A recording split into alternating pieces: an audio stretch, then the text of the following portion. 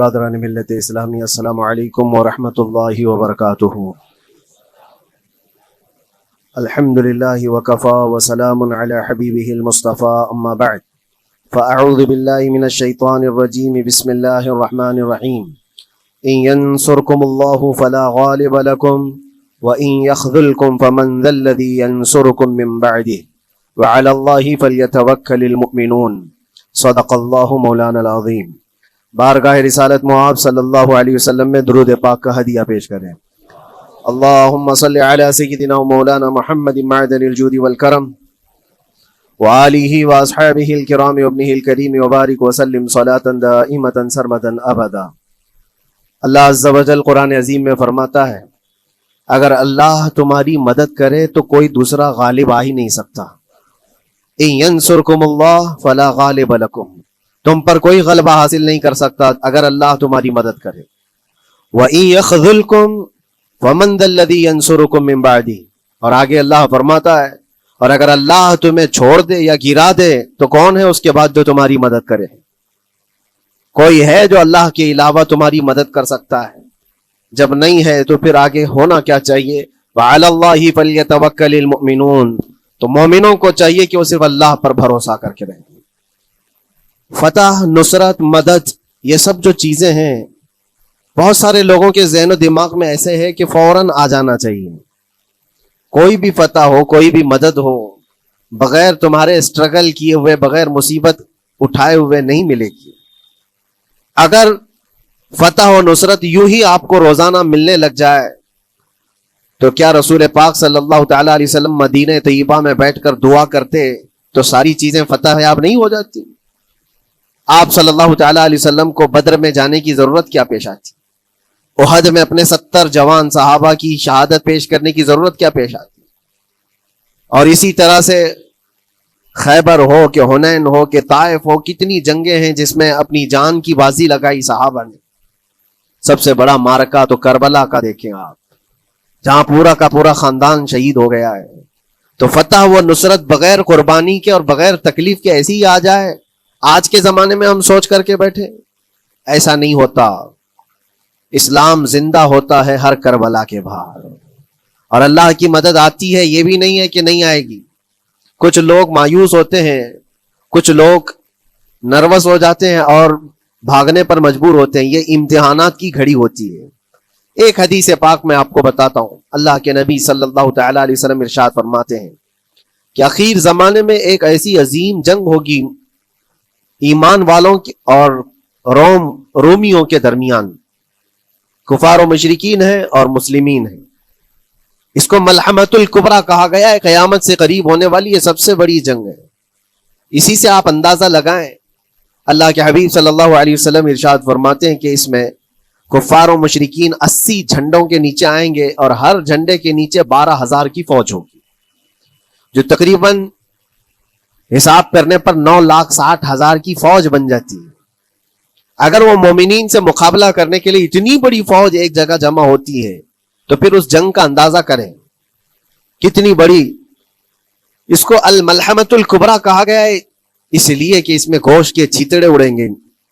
ملحمہ جو کہا گیا ہے عربی میں کہ گوشت کے ٹکڑے ٹکڑے دیکھے جائیں گے، اس قدر اس میں جانیں جائیں گی۔ اس جنگ کے متعلق جو اللہ کے حبیب صلی اللہ علیہ وسلم نے پیشین گوئی کی ہے، جو پہلے سے خبر دی ہے، وہ کیا ہے؟ فرمایا کہ پہلا دن جب ہوگا مقابلہ کا تو اس میں مسلمانوں کی جماعت میں تعداد کتنی ہوگی یہ تو نہیں بتایا گیا۔ کفار و مشرکین کے تو پتا ہے کہ 80 جھنڈوں کے نیچے آئیں گے، لیکن مسلمان اور مومنین جو لڑ رہے ہیں ان کی تعداد کا کوئی علم نہیں ہے ہمیں، لیکن یہ پتا ہے کہ ان میں سے 1/3، ایک پوری جماعت کا 1/3 حصہ میدان چھوڑ کر بھاگ جائے گا۔ جنگ میں سے وہ میدان چھوڑ کر بھاگ جائیں گے جب اتنی شدت کی چیز ہو رہی ہو، مصیبت آ گئی ہے، تکلیف آ گئی ہے، 1/3 میدان چھوڑ کر بھاگ جائیں گے۔ اور ان پر کیا فرمایا حضور پاک صلی اللہ علیہ وسلم؟ فرماتے ہیں وہ دنیا کے روئے زمین کے بدترین لوگ ہوں گے، ان کی توبہ بھی قبول نہیں ہوگی، وہ سب سے بدترین لوگ ہوں گے، پیٹ دکھا کر جو نکل چکے ہیں۔ دوسرا مرحلہ آئے گا، دوسرا پڑاؤ، ایک بہت سخت سٹرگل کرنے والا میدان ہے، مصیبت اٹھا رہے ہیں، مشقت اٹھا رہے ہیں، دوسرا دن ایسا ہوگا کہ مومنین کی جماعت کا 1/3 1/3 حصہ شہید ہو جائے، قتل ہو جائیں گے. سوچو یہ بہت بڑی بات ہے. یہ دونوں چیزوں پر میں آج آپ سے گفتگو کرنا چاہتا ہوں. 1/3 حصہ میدان چھوڑ کر بھاگ جا رہا ہے اور 1/3 حصہ قتل ہو گیا، شہید ہو گئے. بچے کتنے ہیں؟ 1/3. لاسٹ میں 1/3 حصہ بچا ہے. یعنی ایک میں اگر 3 پارٹ کریں تو 2 پارٹ تو ختم ہو گئے، 1 پارٹ بچا ہے. اور اللہ کے نبی صلی اللہ علیہ وسلم فرماتے ہیں اللہ رب العزت اس آخری تہائی حصے کو فتح مبین عطا فرمائے گا. فتح تو ہے ان کی، فتح ہوگی ان کی، لیکن جو حصہ بچا ہوگا وہ اخیر کا 1/3 حصہ ہوگا. اب اس پر مجھے عرض یہ کرنا ہے، مومنوں کو اگر فتح دیکھنا ہے، اللہ کی نصرت اور مدد دیکھنی ہے، تو یہ 2 چیزیں تو برداشت کرنی پڑیں گی. کون سی؟ پہلی چیز اپنوں کا چھوڑ کر بھاگ جانا، اور دوسرا اپنوں کا اپنے سامنے مر جانا. یہ دونوں چیزیں ہمیں دیکھنا پڑے گا. بہت سارے ایسے ہوں گے جو چھوڑ کر جا چکے ہوں گے، دامن چھڑا رہے ہوں گے، بھاگ چکے ہوں گے، اور کچھ وہ ہوں گے جو لڑتے لڑتے اپنی جان دے چکے ہوں گے. یہ دونوں بھی بہت سخت مسئلے ہیں میرے عزیزوں. انسان کو یہ پگھلا دیتی ہیں چیزیں. اگر آپ کو ایسا لگے کہ میرے اپنے جاننے والے لوگوں میں سے کچھ لوگ مجھے چھوڑ کر بھاگ جا رہے ہیں، تو یہی انسان ٹوٹ جاتا ہے. اس کے دل کی کیفیت بدلنے لگ جاتی ہے، وہ پھر مایوسی کا شکار ہونے لگتا ہے.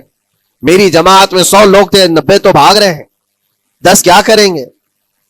اس کا اندر سے جو عزم تھا، حوصلہ تھا، وہ ڈاواں ڈول ہونے لگ جاتا ہے. اپنوں کا چھوڑنا یہ بہت بڑی آزمائش ہوتی ہے. وہ کسی بھی میدان میں آپ دیکھ لیں، کسی بھی میدان میں اپنے لوگ اگر چھوڑ دیتے ہیں تو یہ اس کے لیے آزمائش ہے بہت بڑی. اور دوسری آزمائش تو یہ ہے، بچے آدھے تھے، اس میں سے تو آدھے انتقال کر گئے. کبھی میرا عزیز دوست، کبھی میرا عزیز مشورہ دینے والا مشیر، کبھی بہت زیادہ مجھے سپورٹ کرنے والا، ایسے لوگ جب انتقال کرنے لگ جائیں تب پھر آدمی پھر ٹوٹ جاتا ہے. کچھ تو بھاگ گئے اور کچھ تو قتل ہو گئے. میں کیا کروں گا؟ میرے عزیزوں، جو آخر میں بچنے والے لوگ جو ہوتے ہیں نا، وہ معمولی نہیں ہیں. وہ اللہ کی ذات پر سب سے زیادہ توکل کرنے والے لوگ ہیں. ان کو کوئی چیز ہٹا نہیں سکتی. اپنوں کی بے وفائی بھی ان کے قدموں میں لرزہ نہیں لاتی، اور اپنوں کا انتقال ہو جانا بھی ان کے حوصلوں کو نہیں توڑتا. تبھی جا کر کے اللہ تعالیٰ انہیں فتح مبین عطا فرماتا ہے. اور یہ چیز ملحمت الکبریٰ میں دیکھی جانے والی تھی، دیکھی جانے والی تھی، جو قیامت کے قریب ہونے والی جنگ ہے.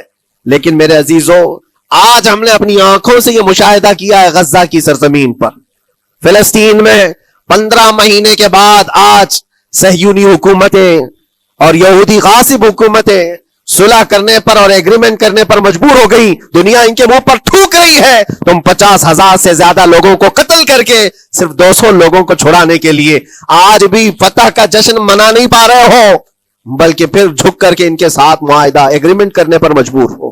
یہ فتح ان بچوں کی نہیں ہے تو اور کیا ہے، ان مظلوموں کی نہیں ہے تو اور کیا ہے، جن کے پاس کھانے کو روٹی نہیں ہے اور پہننے کو کپڑے تک نہیں رکھے، ان کے علاج معالجے کے لیے دوائیاں نہیں رہ گئی، لیکن عزم اور حوصلہ ایسا ہے کہ اللہ ابھی ہمارے ساتھ.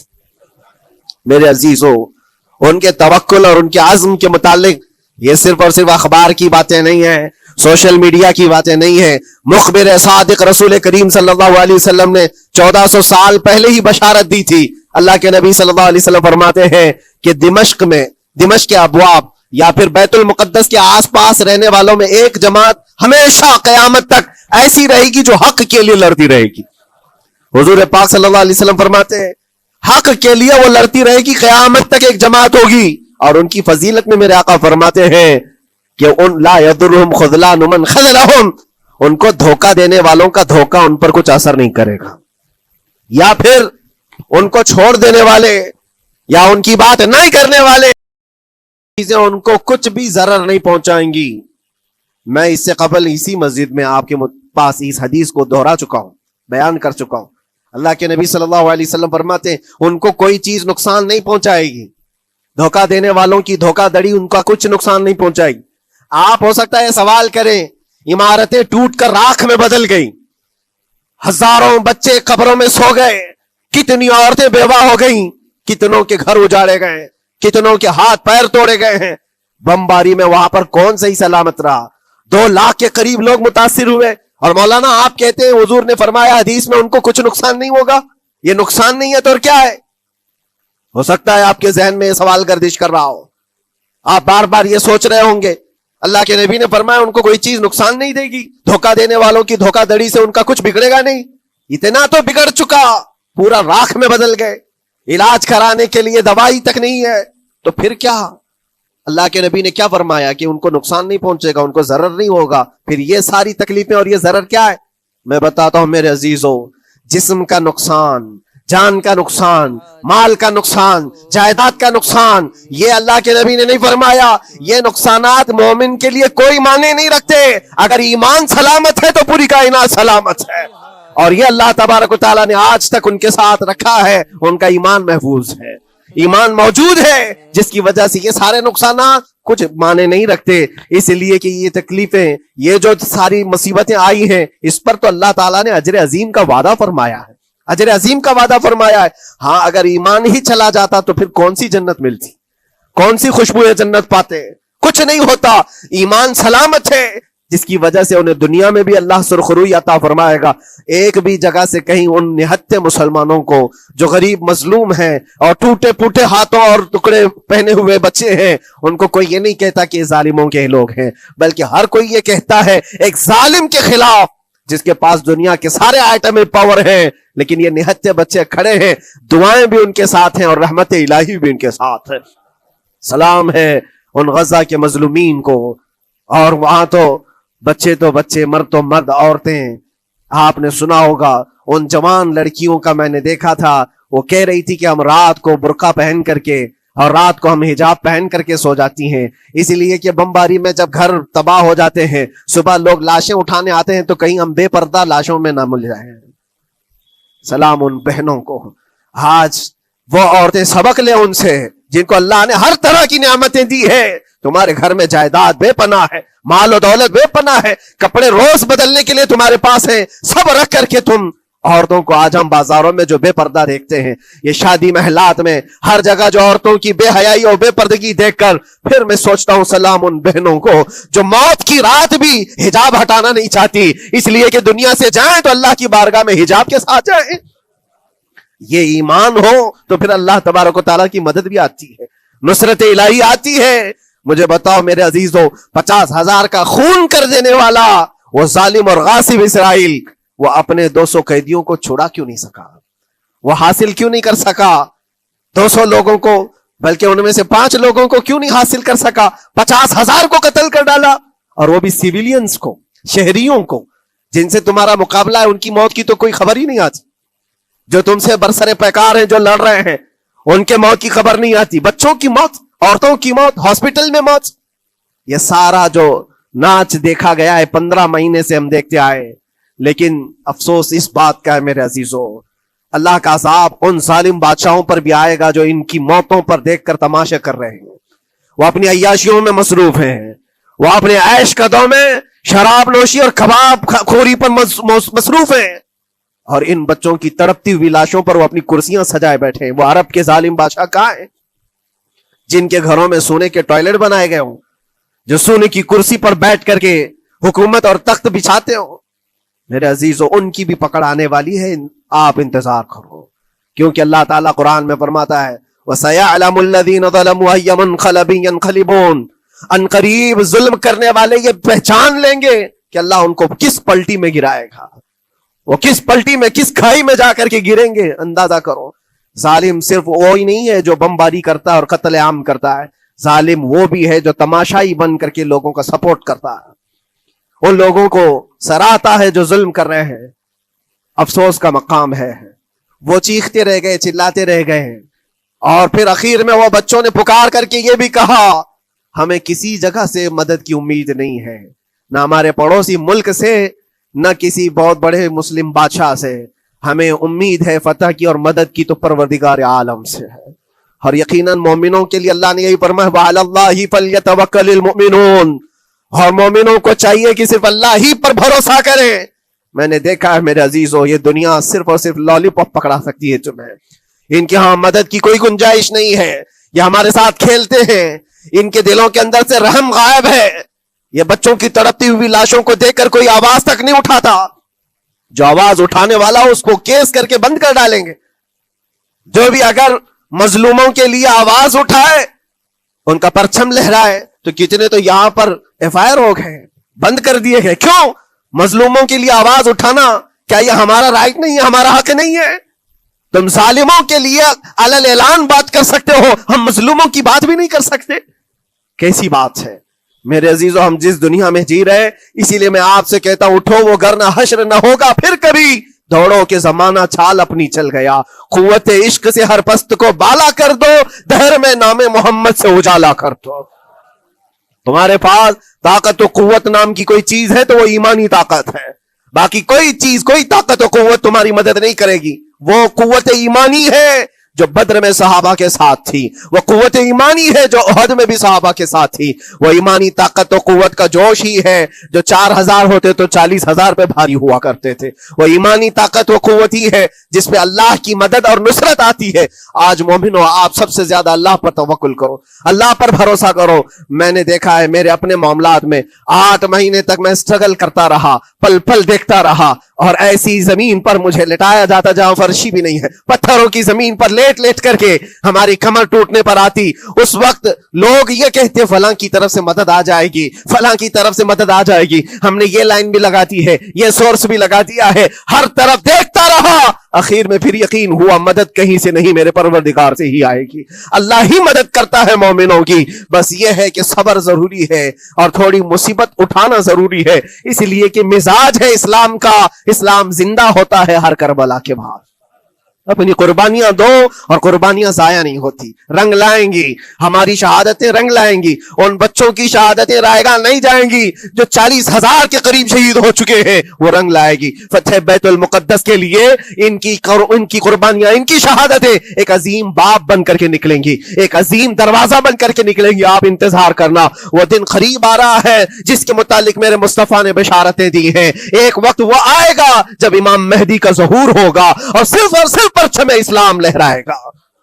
وہ دن آئے گا, یہ قربانیاں ضائع نہیں جائیں گی میرے عزیزوں. اور اللہ کریم نے قرآن میں فرمایا, آپ لوگ ڈرتے ہوں گے مولانا پھر سے یہ ساری چیزیں بول رہے ہیں, ان کو برا لگے گا, ان کو برا لگے گا, بہتوں کو برا لگے گا. یہ میری بات نہیں, قرآن کہتا ہے وَلَوْ كَرِهَ الْكَافِرُونَ وَلَوْ كَرِهَ الْمُشْرِكُونَ. اللہ قرآن میں فرماتا ہے يُرِيدُونَ لِيُطْفِئُوا نُورَ اللَّهِ بِأَفْوَاهِهِمْ.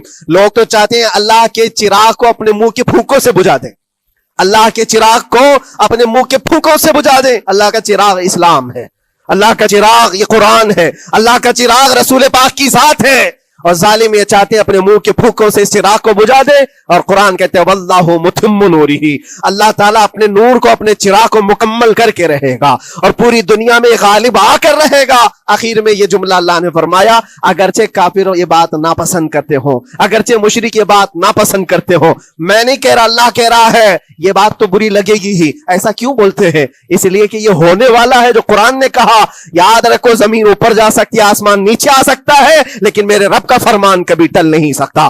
جو قرآن نے کہا ہے وہ ہو کر رہے گا, اور اسی پر ایمان ہم سب مومنوں کی شان ہے, ہم سب مومنوں کی شان ہے. بس آپ کے لیے ذمہ داری یہ ہے, آؤ ان برائیوں کی وادیوں سے جس میں پڑے ہوئے ہو. نوجوانوں سے میں گزارش کرتا ہوں, تمہاری نمازوں کا حساب کر لو, تمہارے اپنے کے پھونکوں سے اس چراغ کو بجھا دے. اور قرآن کہتے ہیں واللہ متم نورہ, اللہ تعالیٰ اپنے نور کو, اپنے چراغ کو مکمل کر کے رہے گا اور پوری دنیا میں غالب آ کر رہے گا. آخر میں یہ جملہ اللہ نے فرمایا, اگرچہ کافر یہ بات ناپسند کرتے ہوں, اگرچہ مشرک یہ بات ناپسند کرتے ہوں, میں نہیں کہہ رہا, اللہ کہہ رہا ہے یہ بات تو بری لگے گی ہی. ایسا کیوں بولتے ہیں؟ اس لیے کہ یہ ہونے والا ہے جو قرآن نے کہا. یاد رکھو, زمین اوپر جا سکتی ہے, آسمان نیچے آ سکتا ہے, لیکن میرے رب کا فرمان کبھی ٹل نہیں سکتا. جو قرآن نے کہا ہے وہ ہو کر رہے گا, اور اسی پر ایمان ہم سب مومنوں کی شان ہے, ہم سب مومنوں کی شان ہے. بس آپ کے لیے ذمہ داری یہ ہے, آؤ ان برائیوں کی وادیوں سے جس میں پڑے ہوئے ہو. نوجوانوں سے میں گزارش کرتا ہوں, تمہاری نمازوں کا حساب کر لو, تمہارے اپنے اعمال کا حساب کر لو. اللہ کی مدد کو پکارتے ہو تو یقیناً اپنے چہرے صاف تو کر لو, اپنے دلوں کو پاک تو کر لو, اپنے اعمال, اپنی پیشانیوں کو مسجدوں کے سجدوں سے سجا تو لو. پھر مانگنے میں تمہیں ایک مزہ بھی آئے, ایک لطف بھی آئے. رحمان کی بارگاہ میں ہاتھ اٹھائیں تو آپ کو لطف بھی آئے, اپنے لیے بھی اور مظلومین کے لیے بھی مانگنے میں مزہ تو آئے. لیکن جب آج ہاتھ اٹھاتے ہیں تو پھر یہ دل میں بات آتی ہے فجر تو قضا کر کے سویا تھا, عشاء تو پڑھا نہیں تھا, اور میرے حالات یہ ہیں حرام کھایا ہوا ہے, کسی کا مال غصب کیا ہوا ہے, ان تمام معاملات کو لے کر کس طرح سے ہاتھ اٹھاؤ گے اللہ کی بارگاہ میں؟ پہلے اپنے آپ کو پاک کر لو میرے عزیزو. جب صاف ستھرے ہو جاؤ تو پھر اللہ کی مدد بھی آئے گی. اس لیے کہ دنیا میں ہم نے دیکھا ہے صاف پیالہ لے کر کے آؤ گے تو دودھ بھی ڈالا جا سکتا ہے اور مٹھائی بھی دی جا سکتی ہے, لیکن پیالے میں ہی کیچڑ بھر کر کے لاؤ تو دودھ دینے والا کیا اس میں دودھ ڈالے اور مٹھائی دینے والا کیا اس میں مٹھائی ڈالے. یہ تو دنیا والوں کا دستور ہے, بلا تشبیہ و بلا تمثیل. اپنے پاک دلوں کو لے کر اللہ کی بارگاہ میں جاؤ تو فوراً تمہارے لیے مدد بھی آ جائے, فوراً مدد بھی آ جائے. اللہ کریم ان غزہ کے نہتے اور مظلوم مسلمانوں کی فتح کو سدا قائم و دائم رکھے, اور ان کے ٹوٹے پھوٹے بکھرے گھروں کو اللہ تعالیٰ پھر سے آبادی عطا فرمائے, ان کے کمزوروں کو مولا طاقت و قوت عطا فرمائے, ان کے شہیدوں کو مولا اجر عظیم نصیب فرمائے, ان کی بیواؤں کو مولا صبر جمیل عطا فرمائے, ان کے یتیموں کو مولا طاقت و قوت عطا کرے, ان کی مسجدوں کی آواز اور ان کی گونج کو مولا پھر سے بلندی عطا فرمائے, اور ان کے صبر, ان کے استقامت اور ان کے حوصلے کو مولا پورے دنیا کے مومنین کے دلوں میں قائم عطا فرمائے. ان کے ہر طرح کے حوصلے, ان کے صبر اور ان کے مجاہدانہ استقلال کو مولا ہم سب کے لیے ذریعے نجات عطا فرمائے. ہماری نسلوں کے لیے اللہ تعالیٰ ایک سبق آموز حکایت عطا فرمائے. مولا کریم تیرے دربار میں دعا ہے ہم سب کو بزدلوں کی جماعت سے نجات عطا فرما. مولا ہم کو منافقین اور مشرکین اور کافرین کے وسوسوں اور ان کے تمام فتن و شرور سے محفوظ فرما دے. ہم سب کو ظالموں کے ظلم سے بچا, فتنوں کے فتنے سے بچا, شرین کے شر سے بچا, حاسدین کے حسد سے بچا, جلنے والوں کی جلن سے محفوظ فرما. خدایا قدیر و جبار آخری سانس تک ہمارے ہاتھوں کو غیروں کے سامنے پھیلنے سے محفوظ فرما دے, تو اپنا اور اپنے حبیبوں کا محتاج بنائے رہے. وآخر دعوانا الحمدللہ. আমার দাদা সাহেব অনেক সিস্টেম